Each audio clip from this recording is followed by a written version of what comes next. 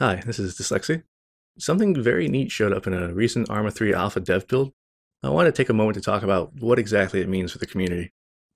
One of the latest additions to the ArmA III alpha is an enhanced fog rendering method.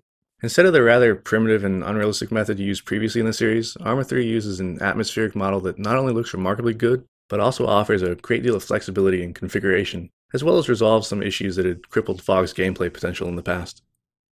The new fog is controlled by three parameters: density, falloff, and height. Density is the same concept as before, it's how thick the fog is. The difference now is that fog isn't universal, it's based on altitude and it clings to the ground realistically. You can see here how the fog creeps in from the sea and into the valleys of stratus as the density is increased. This is using sea level as a baseline for the fog. From there you can increase it, and here I'm taking it up to about 100 meters. But there's no limit that I'm aware of. The fog falloff value determines how quickly the fog thins out above the base altitude. Raise it to make a sharper transition, lower it to draw it out. The ability to set these new values and the new behavior of the fog allows for some pretty cool scenario concepts. You can have fog without completely restricting the usage of aircraft, and in terrains with values or similar features like stratus, this can result in neat situations like aircraft being able to strike targets on high ground, but unable to see units moving in the low, foggy ground. Having the fog burn off over time adds an additional interesting dynamic.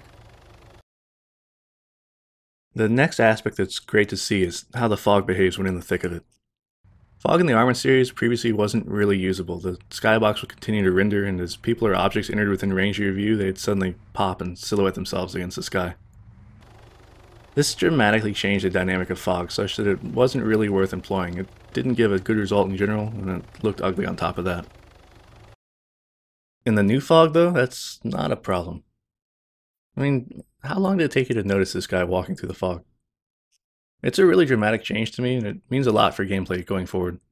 Again, for emphasis, this low-level fog is just that, low level. And if we pop up a bit, we enter clear air, and one can easily imagine aircraft operating here while a foggy fight happens below.